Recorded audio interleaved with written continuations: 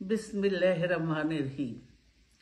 প্রিয় সহকর্মীবৃন্দ, আসসালামু আলাইকুম। আজ দীর্ঘ 6 বৎসর পর আপনারা আবার একসাথে ফ্যাসিস্ট মুক্ত বাংলাদেশে একত্রিত হতে পেরেছেন। সেজন্য আল্লাহর কাছে হাজার শুকরিয়া আদায় করছি। দীর্ঘ ফ্যাসিবাদী বিরোধী সংগ্রামে যারা শহীদ হয়েছেন এবং সম্প্রতি জুলাই আগস্টের ফ্যাসিবাদী শাসকদের নির্মম ভয়াবহ দমন নীতির কারণে গণহত্যায় যারা শহীদ হয়েছেন তাদের প্রতি আমি শ্রদ্ধা জানাচ্ছি। যারা আহত হয়েছেন তাদের প্রতি জানাচ্ছি আন্তরিক সমবেদনা। আমি চিকিৎসার কারণে যুক্তরাজ্যে অবস্থান করলেও আমি সব সময় আপনাদের পাশেই আছি।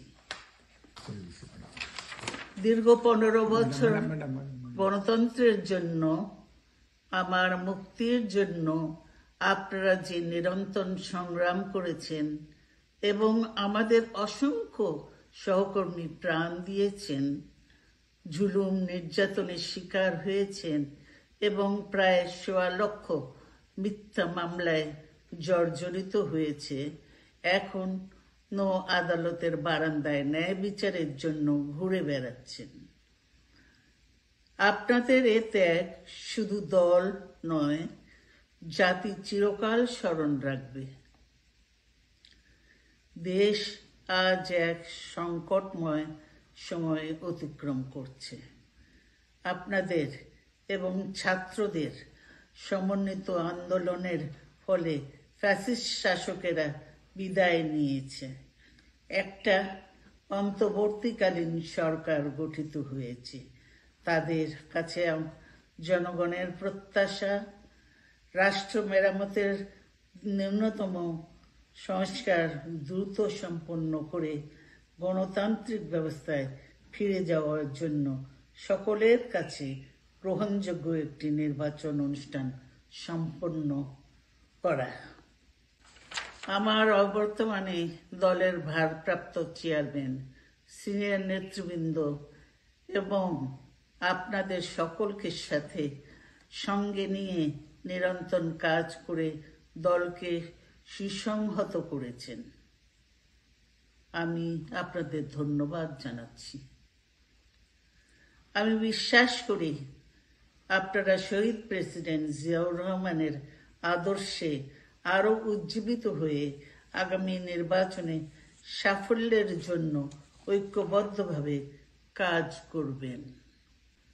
এমন কোনো কাজ করবেন না যাতে আপনাদের এত দিনকার সংগ্রাম, আত্মত্যাগ বিফলে যায়। আমাদের সব সময় শহীদ প্রেসিডেন্ট জিয়াউর রহমানের সেই উক্তি মনে রাখা দরকার, ব্যক্তির চেয়ে দল বড়, দলের চেয়ে দেশ। বাংলাদেশের সর্বস্তরের মানুষ, বিশেষ করে তরুণ সমাজ আজ এক ইতিবাচক গণতান্ত্রিক পরিবর্তনের জন্য উন্মুখ হয়ে আছে। ক্ষুদ্র ক্ষুদ্র সংকীর্ণতা ভুলে দেশ ও জাতির বৃহত্তর স্বার্থে আমাদের কাজ করতে হবে। এখনো ফ্যাসিস্টদের দোসররা এবং বাংলাদেশের শত্রুরা গণ অভ্যুত্থানের মাধ্যমে প্রাপ্ত অর্জনকে নস্যাৎ করার জন্য গভীর চক্রান্তে লিপ্ত রয়েছে। ইস্পাত কঠিন ঐক্যের মাধ্যমে জনগণকে সঙ্গে নিয়ে এবং চক্রান্তকে ব্যর্থ করে দিতে হবে। গণতান্ত্রিক বাংলাদেশ বিনির্মাণের জন্য আমাদের সকলকে একযোগে কাজ করতে হবে। আসুন আমরা আগামী দিনগুলোতে শহীদ জিয়াউর রহমানের স্বপ্নের আধুনিক, সমৃদ্ধ ও গণতান্ত্রিক বাংলাদেশ বিনির্মাণের জন্য আমাদের সর্বশক্তি নিয়োগ করি এবং এত ত্যাগের বিনিময়ে প্রাপ্ত এই অর্জনকে সুসংগত এবং ঐক্যকে আরো বেগবান করি।